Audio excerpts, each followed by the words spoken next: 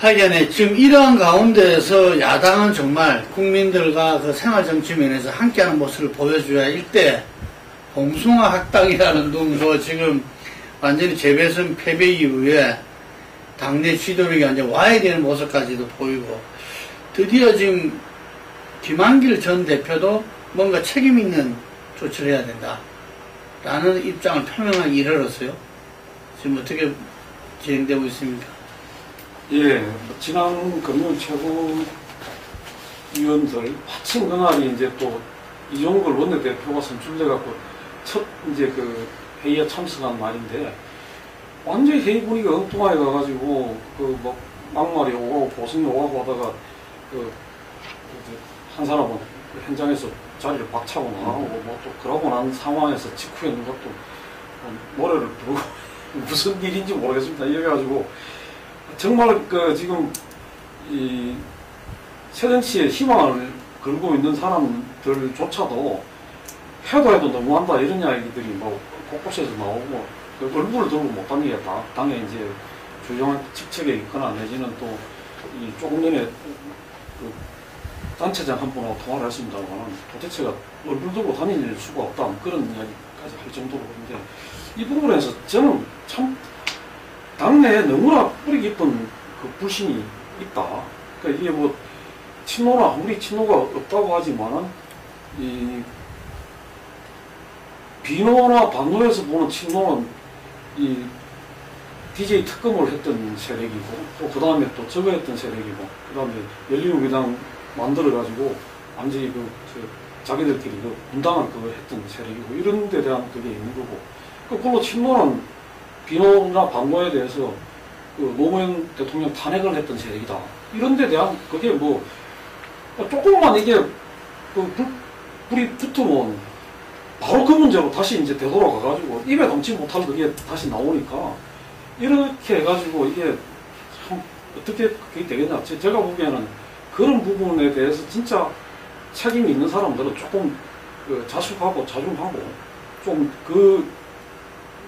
그게 조금이라도 좀 한 발 좀 떨어져 있는 사람들이 정면에 나서가지고 당을 좀 이렇게 좀 이성적으로 이렇게 수습을 하는 그런 것이 되지 않고는 참 방법이 참 찾기가 어려울 거다 그렇게 봐집니다.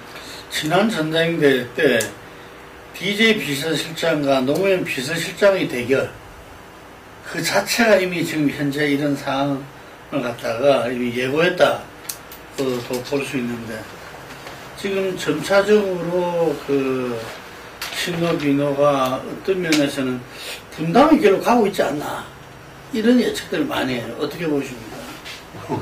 그걸 저도 잘 모르겠는데요. 현재 이렇게 새정치연합의 문제는 이렇게 새누리당하고 대조해서 봐야 될 필요가 있습니다. 새누리당은 박근혜 대통령이 뭐 공포막 했던 김무성 대표나 유승민 원내대표가 이렇게 사이드로 삐져나오고 당이 이렇게 대우가 틀어지면 단속을 하는 능력이 있습니다. 이것은 새누리당의 굉장히 강점입니다. 근데 새정치연합은 DJ 김대중 대통령이 당에 손을 뗀 이후 단속할 수 있는 권력을 확립 못했다. 그러니까 삐뚤어지다든가 조금 당에 어떤 분란이 발생했을 때 그걸 단속해서 하나로 세울 수 있는 리더십을 확립 못했다. 이것이 본질입니다. 그러면 이제 이 본질을 그럼 어떻게 해결할 것인가? 여기에 대해서는 사실상 답이 뚜렷하게 이제 아직까지 10년 넘게 못 구축한 것이 문제죠. 그리고 의원들로 봤을 때는 누군가 그 리더십을 하면은 그게 또 불편합니다.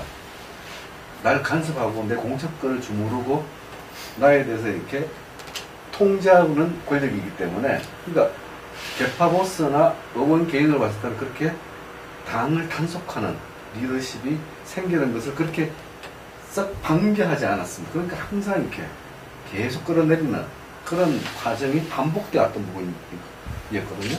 근데 이건 또 비슷한 상황 아니냐 그렇게 보여집니다. 근데 이제 기존에는 뭐 그래서 지도부가 굉장히 많이 바뀌었죠. 굉장히 많이 바뀌었지만 2004년도에 2003년도입니까? 이제 대선 승리 이후에 분당됐던 분위기가 지금 어느 정도 형성이 되고 있는 것 같고, 제가 들은 이야기로는 그 호남에서는 이미 지금 이제 새정치연합 국회의원들은 뭐 빠질 따름이다 라고 할 정도로 내년 총선에서는 뭐 어렵다, 이런 부분들을 본인들도 어떤 면에서 감지한 것 같고, 그리고 또 한편으로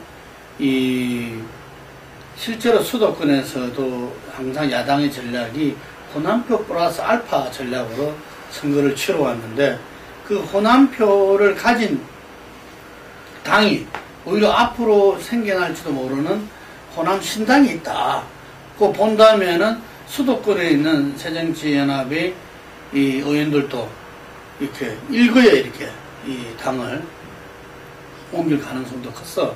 지금 현재 있는 새정치연합이 1985년도 1.2 총선 때 민한당처럼 이렇게 무너지듯이 무너질 가능성도 있다, 이런 이야기도 많더라고요.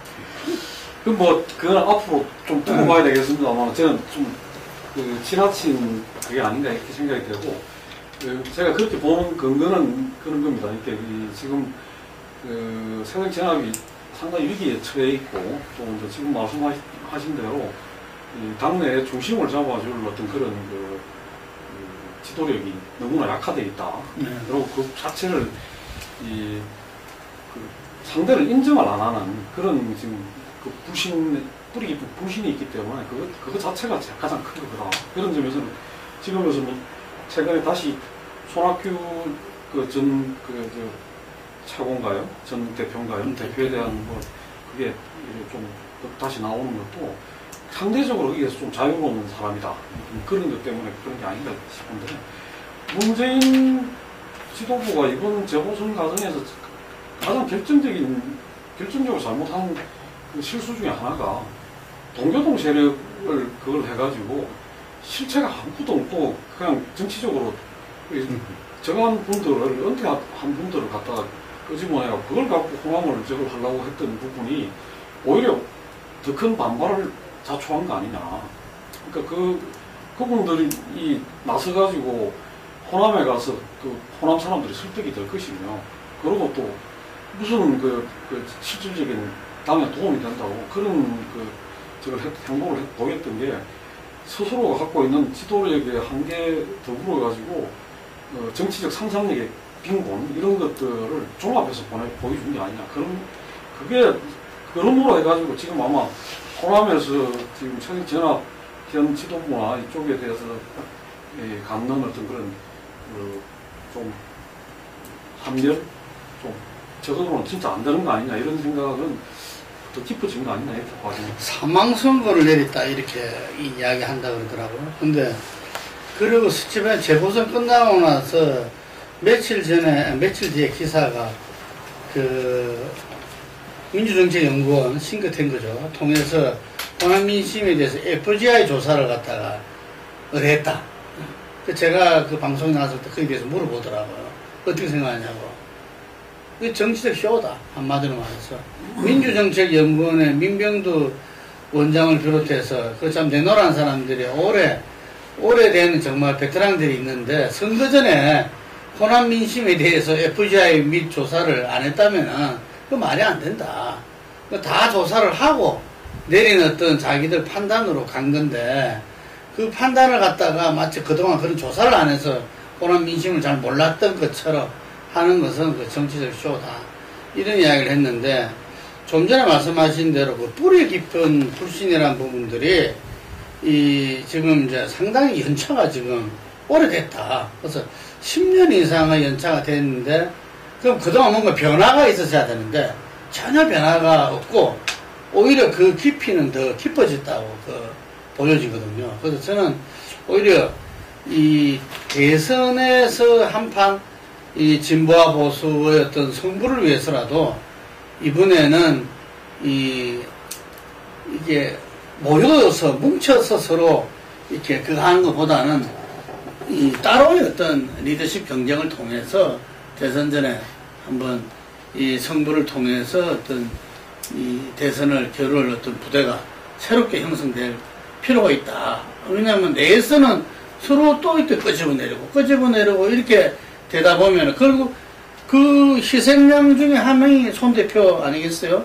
그 손 대표도 정계한테 선언하고 이렇게 나가버렸는데, 그때도 뭐 자연스러운 어떤 그런 분위기가 아니었죠. 느닷없이 이렇게 그 대선, 재보선 패배에 책임을 지고 그랬던 건데, 그래서 지금 이 야당이 굉장히 중요한 시점이잖아. 이전하고 달라서 이번 총선에도 이 연금이나 이런 재 문제에 있어서 진짜 구체적인 어떤 생활정치, 정책 정점을 가지고서 해야 될 이 점에 저는 그 당 내에서 서로 뿌리 깊은 시키지도 않는 불신 가지고 싸우니 오히려 이렇게 서로 나눠져서 그분들이 서로 정책 대결을 해서 그래도 오히려 정책 문제에서는 뭐 저 두 야당이 더 낫다 할 정도가 된다면 또 대선에 달라지고 그리고 거기서 어떤 종목 문제 해결을 해서 선거 연대를 통한다면 얼마든지 승리할 수도 있는 거 아니냐. 그래서 차제 뭉쳐야 산다. 어쨌든 우리는 같이 있어야 된다. 이런 부분들은 좀 이 발상의 전환이 좀 필요하지 않나 이래 봅니다. 지금 이 난국 속에서 이종걸 원내대표가 탄생했어요. 그래서 이번에 뭐 떨어지면은 본인은 죽을 각오를 하고 있다. 뭐 이래서 전부 다 하여튼 간에 뭐 생존을 축하드린다고 이런 이야기 있는데 오늘 이렇게 보면은 청와대와 맞짱 뜨겠다. 본래 상당히 그 독립군의 후손으로서 강경파로서 이렇게 해왔던 부분인데 어떻습니까? 원내대표가 좀 할 수 있는 한계가 좀 있을 것 같은데. 이종걸 원내대표가 이렇게 우선 주류로 당내 주류가 이제 됐기 때문에 이전에 비주류로서의 행동을 하기 어렵다. 이런 측면에서 역할이라고 하는 것이 제가 개인적으로는 그렇게 한계가 있거든요. 천정배 의원이 행보하고 보조를 맞추기에도 굉장히 껄끄러운 부분이 존재할 수밖에 없고 오히려 천의원으로서는 이종걸 의원이 원내대표가 아니라 행보의 폭이 좀 더 자유로웠을 텐데 하는 생각은 있습니다. 오히려 원내대표가 되면서 이렇게 오히려 더 조심스러운 행보를 하게 될 것 같습니다. 그렇게 보여집니다. 누가 조심스러운 행보를 한다? 이종걸. 근데 이종걸 원내대표가 지금 어떻게 보면 굉장히 어려운 상황에서 당을 특히 이제 국회에서 당을 이끌어야 되는 그런 자리에 오고 왔는데 아시다시피 이 여야 관계에도 여러 가지 지금 현안들이 모여 있고 또 처리해야 될 여러 가지 또 민생 현안들도 있습니다. 그뿐만 아니라 지금 당 내부의 어떤 문제에서도 원내대표가 일정하게 또 역할을 해야 되는데 그 부분에서도 조금 전에 말씀하셨듯이 비주류로 그냥 밖에 있을 때 하고 당의 일상적인 어떤 최고 지도부의 한 사람이 돼서 할 수 있는 부분하고 다르기 때문에 여러 가지를 고심하면서 행보를 해야 되지 않겠나 생각이 되고요. 다만 이제 전번에 우리가 이야기했듯이 좀 새로운 변화를 기대하는 그런 적이 될 수 있다면 조금 더 이제 시간을 두고 지켜봐야 될 것 같고 우려되는 측면은 약간 좀 저거다 뭐라고 할까요? 이렇게 치밀하게 기획된 어떤 그런 행보를 하기보다는 조금 적극적이고 우발적인 어떤 그런 것이 많아서 자칫 잘못하면 실수를 할 위험성도 있기 때문에 그런 부분은 본인 스스로가 좀 잘 해야 되지 않겠나 그런 과정입니다. 저는 이제 개인적으로 이렇게 야권 리더십 문제, 기본적으로 호남을 대표하는 리더십이 없기 때문에 발생했다라고 보거든요. 그러니까 이제 플러스 알파로 치부된 게 현재는 친노라고 보여지는데 수도권에서 딱 이제 영남 쪽에서 플러스 알파 쪽은 문재인 대표가 그쪽 세력을 사실상 대표하고 있습니다. 근데 호남을 대표하는 세력이 명확하게 없기 때문에 계속 새정치연합이 이제 흔들려 왔거든요. 천정배 의원이 지금 호남을 대표하는 정치인으로서 자기가 존재를 향후 이제 6개월이 되든 1년 내에 붙인다면 이것은 이렇게 뭐 사건의 이제 리더십, 양 리더십이 이제 그 부분에 나올 수 대해서 있는 가능성 생깁니다. 저는 좀 생각이 좀 다른데요. 네. 그러니까 천정배 의원이 호남 정치 뭐 그런 이야기를 하는 거는 이 선거에서는 자기 요번 재보궐선거에서는 어떤지 모르겠지만 이 조금 전에 말씀하셨던 그 야권 세력, 범야권 세력 전체의 중심으로서의 호남이 있고 그 호남의 대표성을 하는 문제에서는 그런 표현을 쓰면 안 된다. 쓰면 안 아니, 이제 되고. 그런 말이 이제 똑같은 네, 말인데, 네. 호남을 이야기하는 게 아니라, 네. 호남 민심의 대표성을 얻어내는 그 부분을 그러니까 호남 민심의 대표성을 얻기 위해서도 저는 호남 정치 부활이다, 뭐 호남 정치 맞습니다. 이런 이야기를 반복하는 거는 예. 본인을 위해서 굉장히 안 좋다. 그리고 제가 기억하는데 DJ는 다른 쪽에서 DJ를 호남의 대표 선수로 이렇게 그걸 하고 그렇게 했지 본인 스스로가 호남의 대표 선수라고 자처한 적이 없어요. 그리고 한 번도 호남에서 뭐 출마를 해가지고 했던 거는 떨어진 목포에서 저거 했던 당선됐는데 바로 5.16 쿠데타가 나서 그걸 못했던가요? 아, 그건 아니구나. 여기서 배웠구나. 그리고 그럴 정도로 이게 거꾸로 자기가 그런 걸 안 했다고요. 네, 그건 이제 본부장님 말씀이 주관님 말씀이 당연한 건데, 호남, 지금 새정치연합의 문제는 호남을 대표하는 정치인이 DJ 이후에 아무도 바통을 이어받지 못했기 때문에 그 불안함이, 우리나라는 지역구도 정당이기 때문에 그 불안함이 계속 이렇게 불안정성이 지속돼 왔던 거라고 보면은, 현재로 봤을 때는 박지원 의원님이라든가 예전에는 하나가 천신정이라서 이게 호남의 대표성 부분들이 계속 정리가 안 되었던 것이 현재 야당이 계속 불안정한 요인이 됐다고 보였을 때 천 의원이 과연 이제 호남 정치를 얘기하는 게 아니라 호남의 민심을 어느 정도 정리해낼 수 있는 힘이 있다면 야권 전체도 정리해 나가는 데 있어가지고 보다 용이할 수가 있다. 그렇게 이제 판단을 합니다. 그런 점에서 그 호남발 어떤 이른바 야권 식당 거기에서 과연 천정배가 호남 민심을 갖다가 대변할 수 있는가 지금은 반반인 것 같아요. 그 가능성에 대해서. 그런데 아마 그 호남신당이 구민주당계와의 어떤 관계에서 이게 제대로 서로 융합이 되느냐 아니면은 그쪽에서도 분명히 아까 말씀하신 DJ 특검 그 다음에 분당 세력으로서 천정배를 보는 측면이 또 있는 거거든요, 이게.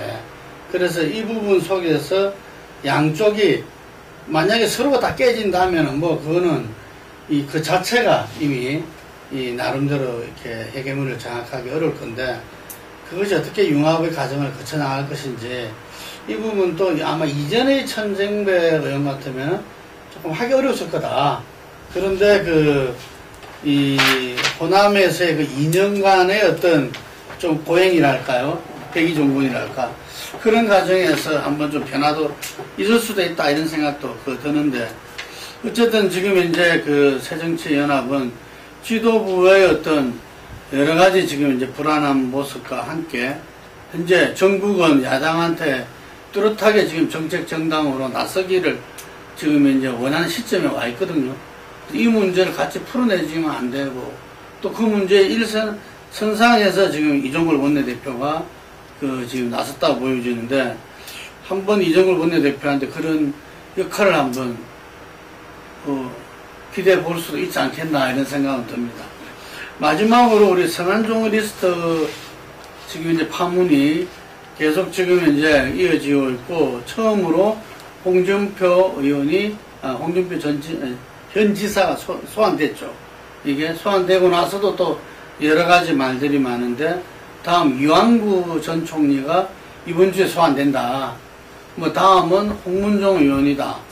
또 현재 불법 데스캠프 논란에 또 서병수 부산시장이 오르내리고 있습니다. 이거 좀 간단하게 좀 이야기해 주시죠.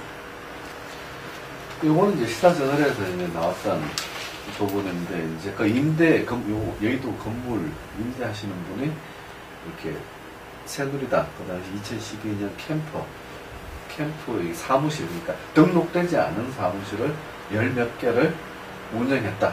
그게 이제 서병수 이제 당시 이제 본부장이죠. 사무총장으로 관여가 돼 있다. 요 의혹이 제기된 부분이고, 그래서 이제 그 의혹이 제기된 경찰에 게 이제 고발을 경찰에서 하니까 이미 수사를 예. 받았어요. 받아갖고 그 구속도 되고 그랬던 사람.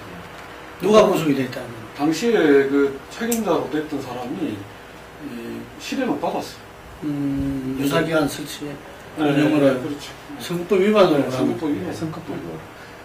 현재 그런 상태인데 이제 더 이상 현재는 이제 관련자, 그러니까 새누리당 당시 관련자들은 모두 부인하고 있는 상태. 근데 이제 어떻게 될지를 이제 지켜봐야 될 상황이죠. 그럼 당시는 이제 서병수 총장한테까지는 안 올라갔네요. 그러니까. 아니 서병수 총장이 거기에 관여돼 있다. 건물주가 이 사람이 무상으로 열 몇 개를 몇 천을 그냥 준 거예요. 줘가지고 야 뭐 SNS 캠프 무슨 캠프 또 서강 포럼 이런 데들이 다 돌아가고 거기서 이제 저걸 했는데 이 사람이 이제 선거 끝나고 나서 자기는 완전히 이제 찬밥 그게 되니까 몇 차례 이제 좀 그걸 컴플레인을 했잖아. 너무하지 않느냐. 그랬는데 이 아무도 뭐 그 부분에 대해서 책임지려고 이 사람이 없지. 네, 책임지려고 하질 않으니까 이제 진정을 하고 막 저걸 하고 한 겁니다. 그 과정이 이제 불거져 가지고 지금 시사저널에서 입수해 가지고 이게 나온 거 나왔는데 내용은 상당 부분이 알려져 있고 당시에 거기 들어가 있던 그 캠프들이 어떤 거다. 그리고 그게 그 자체가 당시에 한번 그 유사기관으로 해가지고 조사를 받았고 일부가 처벌을 받았던 것도 나와 있고. 근데 이제 거기 이 사람이 구체적으로 이제 검역을 한 게 서병수하고 자기가 이제 그게 돼가지고 그 계약이 돼가지고 서병수한테 저걸 준 거다. 이렇게 지금 진술을 하고 있는 거거든요. 그 내용이 그렇게 돼 있는 거거든요. 그렇기 때문에 지금 뭐 본인은 아예 전화도 안 받고 이거 하고 여기서 저걸 안 하고 나머지 사람들은 전부 다 나는 잘 모르니까 하고 이렇게 하고 있다는데 조금 더 이렇게 지켜봐야 될 것 같고, 홍지사 경우에는 저런 것 같습니다. 검찰이 이제 일단 보내고 나서 출처를 알 수 없는 돈 1억 3천이 나왔다.